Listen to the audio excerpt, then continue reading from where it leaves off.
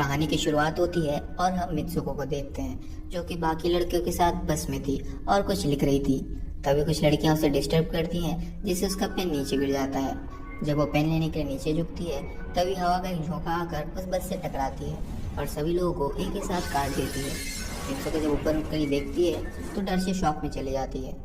बस से उतरकर वो जल्दी से भागना शुरू कर देती है। हवा का वो तेज झोंका उसके पीछे ही आ रहा था। तभी सामने से 4 लड़कियां जाते दिखती हैं जिनसे वो झुकने को कहती है और एक लड़की को लेकर नीचे झुक जाती है, लेकिन बाकी 3 लड़कियों को हवा बीच से ही काट देती है। अब ये दोनों खुद को संभाल पाए इससे पहले ही उन्हें कुछ और लड़कियां साइकिलिंग करते हुए आती दिखती हैं। वो इन्हें रोक पाए इससे पहले हवा इन लड़कियों को भी केक की तरह काट देती है और मित्सुको ने जिस लड़की को बचाया था वो भी मारी जाती है। मित्सुको खुद की जान बचाए इसलिए वो दौड़ने लगती है और एक नदी के पास आ पहुंचती है। नदी के पास वो देखते ही वहाँ पर और भी कई सारी कटी हुई लाशें पड़ी हुई थी। यहाँ पर मित्सुको इन लाशों के कपड़े से अपने कपड़े एक्सचेंज कर लेती है और अपने चेहरे पर लगा हुआ सारा खून साफ कर लेती है, जिसके बाद वो फिर से रास्ते में बिना कुछ सोचे समझे आगे बढ़ने लगती है। मित्सुको चलते चलते कुछ स्कूल स्टूडेंट्स के बीच आ पहुंचती है जो उससे पूछते हैं कि मित्सुको तुम कैसी हो, लेकिन मित्सुको उन्हें नहीं जानती है। तभी मित्सुको की बेस्ट फ्रेंड यहाँ पर आती है जिससे मित्सुको पूछती है कि क्या वो आकी है और क्या हम एक ही स्कूल में पढ़ते हैं, जिस पर आकी कोई भी जवाब नहीं देती। मित्सुको को उसकी बेस्ट फ्रेंड भी याद नहीं थी और पिछले सीन से हमें इतना तो मालूम था कि ये दोनों एक स्कूल में नहीं थे, क्योंकि पिछले सीन में मित्सुको का स्कूल यूनिफॉर्म अलग था। अब हम देखते हैं कि आकी और Mitsuko are more than just friends. वो दोनों एक दूसरे से प्यार करती हैं एंड हमें पता चलता है कि ये दोनों लेस्बियंस हैं। अब यहाँ पर हवा का एक झोंका आता है जिससे मित्सुको डर जाती है और स्कूल में आकर छिप जाती है। आकी ये देखकर परेशान हो जाती है और मित्सुको से इसके बारे में पूछती है, जिस पर मित्सुको उससे कहती है कि आज सुबह से एक बहुत ही बुरा सपना आया था जिसमें हवा के झोंके ने बहुत सारे लड़कियों को आधे में काट कर मार डाला। ये सुनकर आकी मित्सुको को समझाने लगती है कि हवा तो हर रोज की तरह ही है और हवा कैसे किसी को मार सकती थी। मित्सुको को अच्छा महसूस कराने के लिए आकी अपनी और 2 दोस्त टेको और सुर के साथ क्लास बंक करने का प्लान करते हैं, लेकिन बाहर उनकी क्लास टीचर उन्हें पकड़ लेती है। पर वो चारों यहाँ पर टीचर के सामने ही भाग जाती हैं, जिस पर टीचर उन पर पीछे से ही चिल्ला रही थी। ये चारों स्कूल से जंगल के तालाब में आ जाते हैं जहाँ पर आकी बाकियों को मित्सुको के अजीब सपने के बारे में बताती है। इस पर सुर कहती है कि मित्सुको का सपना सच भी हो सकता है, किसी दूसरे रियलिटी में, किसी दूसरे इन्फिनिट यूनिवर्स में, यानी कि अंतहीन ब्रह्मांड में अंतहीन रियलिटीज एग्जिस्ट करते हैं, तो हो सकता है कि वो सच हो। इस बात को समझाने के लिए अब सुर लेक में एक पत्थर फेंकती है और उन सबसे कहती है कि मैंने लेक में इस रियलिटी में पत्थर फेंका, लेकिन दूसरे ब्रह्मांड की दूसरे रियलिटी में हो सकता है कि मैंने पत्थर ना फेंका हो। जिसके बाद अचानक से एक मगरमच्छ टेको पर हमला कर देता है और उसे मार गिराता है, पर यह रियलिटी नहीं था।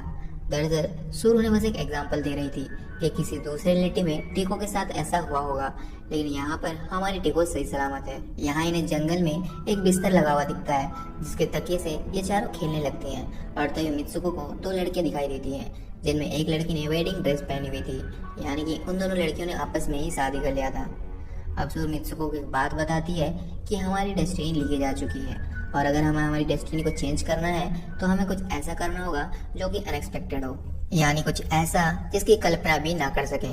अभी अपने स्कूल में वापस आकर दोबारा क्लास में बैठ जाते हैं। मित्सुको देखती है कि जिस तकिए के साथ वो लोग जंगल में खेल रहे थे वो क्लास के फर्श पर पड़ा हुआ था। वो उसे लेने के लिए झुकती है और तभी उनकी क्लास टीचर सब पर मशीन गन से गोली चलाकर सबको मार देती है और फिर मित्सुको फिर से अकेली बच जाती है। टीचर उसे गुस्से से कहती है कि तुम लोगों की हिम्मत कैसे हुई क्लास बंक करने की। तभी सुर और टेको मित्सुको को लेकर एक दूसरी क्लास में छिप जाते हैं। क्लास में इस बार उनकी एक दूसरी टीचर आती है और टेको को मार देती है। सुर मित्सुको को लेकर भागने लगती है, लेकिन पीछे से टीचर सुर को भी गोली मार देती है। मरने से पहले सुर मित्सुको से कहती है कि तुम्हें डेस्टिनी को हराना होगा। जिसके बाद मित्सुको और बाकी की लड़कियां स्कूल से जान बचाने के लिए भागने लगती हैं।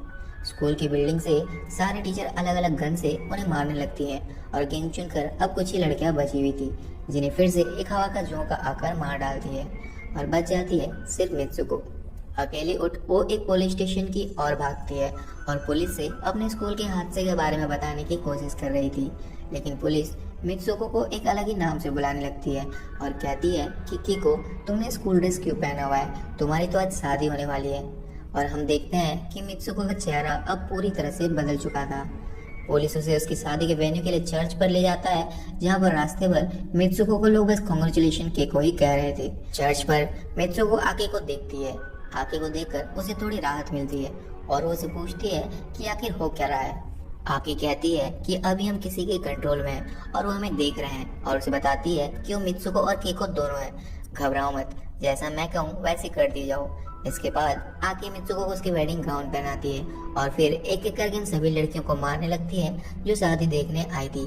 जिसके बाद वो मित्सुको को जाने को कहती है। मित्सुको एक टूटी हुई ग्लास बोतल लेकर स्टेज पर जाने लगती है, जहाँ पर सब लड़की उसे बधाई दे रही थी। लेकिन अचानक से फिर सभी लड़कियां अपने कपड़े उतारकर मित्सुको यानी कि केको को चिढ़ाने लगती हैं। किसी तरह मित्सुको स्टेज पर आ जाती है, जहाँ पर एक ताबूत रखा था, और ताबूत के अंदर से एक बहुत ही भद्दा स्वर निकलता है। ये देखकर मित्सुको डर जाती है और उस टूटी हुई ग्लास बोतल से उस स्वर मॉन्स्टर को मार डालती है और फिर बाकी लड़कियों को भी मारने लगती है। तभी आकी यहाँ पर आकर मित्सुको को ले जाने लगती है, लेकिन सामने काले कपड़ों में दो लड़की उनका रास्ता रोके हुई थी। मित्सुको और आकी उन दोनों को पीट कर यहाँ से भाग जाती हैं। बाहर आने के बाद आकी मित्सुको को भागने के लिए कहती है। मित्सुको भागकर जब दूसरी ओर आती है, जहाँ पर आईने में उसे दिखता है कि उसका चेहरा फिर से बदल गया है। तभी उसके पास कुछ गर्ल एथलीट्स आते हैं और उसे अब इजुमी नाम से बुला रही थी। इजुमी से वो दोनों कहती हैं कि उन्हें ये रेस जीतनी होगी। भागते वक्त उसे अपने अंदर एक एनर्जी फील होती है और वो पूरा ध्यान रेस जीतने में लगा देती है। रेस के एंड लाइन के करीब उसे अपने मरे हुए दोस्त दिख रहे थे जो पहले ही स्कूल में मारे जा चुके थे, और फिर वहाँ पर आके भी आ जाती है। भागते हुए ये दोनों नोटिस करते हैं कि वहाँ पर उनके पीछे वही पिग डीमन और लड़कियां थी जो उन्हें चर्च में रोकने की कोशिश कर रही थी। यहाँ मित्सुको के डेड फ्रेंड सुर और टेको से कहती है कि तुम यहाँ से निकल जाओ, इस दुनिया से तुम जल्दी बाहर निकल जाओ। भागते हुए मित्सुको एक अंधेरे टनल में आ जाती है, जहाँ पर स्कूल यूनिफॉर्म में कुछ स्कूल की स्टूडेंट्स थी, और वो मित्सुको की ओर आकर कहती हैं कि हम सभी मर चुके हैं और तुम्हें भी मार देंगे। लेकिन तभी आकी यहाँ पर आकर उसे बचा लेती है और कहती है कि इजुमी तुम अपना नाम पुकारो, जिस पर मित्सुको कई बार अपना नाम को दोहराती है। इसके बाद हम देखते हैं कि वो फिर से अपने असली रूप में आ जाती है। इसके बाद आकी मित्सुको से अपने हाथ में लगी दो वायर्स को खींचने के लिए कहती है, जिससे आकी मर सके और मित्सुको इस वर्ल्ड से बाहर निकल पाएगी। मित्सुको आकी को मारना नहीं चाहती थी, लेकिन उसके जोर देने पर वो वायर्स को खींच देती है, जिससे आकी के दो टुकड़े हो जाते हैं और टनल में एक पोर्टल खुल जाती है। उस पोर्टल से बाहर आने के बाद अब वो आदमी की दुनिया में आ चुकी थी। अब दीवार पर वो अपने पोस्टर लगे हुए देखती है। फिर एक लड़का उसके पास आता है और कहता है कि तुम फ्यूचर में हो, जिसे सुनते ही वो बेहोश हो जाती है। जैसे वो होश में आती है तो वो आगे बढ़ती जाती है और देखती है कि एक बूढ़ा आदमी उस गेम को खेल रहा था, और उस गेम में मित्सुको के वो सारे एवेटार्स दिखाई देते हैं जो वो ऑलरेडी बन चुकी थी। बूढ़ा आदमी उसे कहता है कि ये गेम उसने बनाया है और वो इसे खेल रहा था। मित्सुको बहुत ही पहले मारी जा चुकी थी और उसके डीएनए से इस बूढ़े आदमी ने दोबारा उसे क्रिएट किया था। मित्सुको को जब ये बात पता चलती है कि ये गेम है, तो इससे बाहर निकलने का सोचती है, और फिर एक लड़का यहाँ पर आता है और उसे अपने पास बुलाता है। इस पर बूढ़ा आदमी मित्सुको से कहता है कि जाओ और जाकर अपना फाइनल गेम खत्म करो, जिस पर मित्सुको डरते हुए उस लड़के के पास जाती है। इसी दौरान उसे सुर की कही हुई वो बात याद आती है कि अगर उसे अपनी डेस्टिनी चेंज करनी होगी तो उसे कुछ ऐसा करना होगा जो अनएक्सपेक्टेड हो। जिसके बाद वो उस आदमी के गले को दबा देती है और फिर इस बूढ़े आदमी के छड़ी को अपने ही पेट में दे मारती है, क्योंकि दिस वॉज द अनएक्सपेक्टेड। बूढ़े ने इस चीज के बारे में सोचा भी नहीं था और गुस्से से चिल्लाने लगता है। और अब हम मित्सुको के हर एक कैरेक्टर को देखते हैं जो कि किसी न किसी तरह से सुसाइड कर रहे थे, जिससे कि वो लोग डेस्टिनी को बदल देते हैं। और अब हम मित्सुको को देखते हैं जो कि रियल दुनिया में सेफली वापस लौट आई थी, एंड मूवी एंड हो जाती है। तो ये थी मेरी पूरी explanation on the movie tag. अगर आपको मेरी ये मेहनत ज़रा सा भी पसंद आया तो वीडियो को लाइक करें, और अगर आप चैनल पर नए हैं तो प्लीज़ चैनल को सब्सक्राइब करके हमें सपोर्ट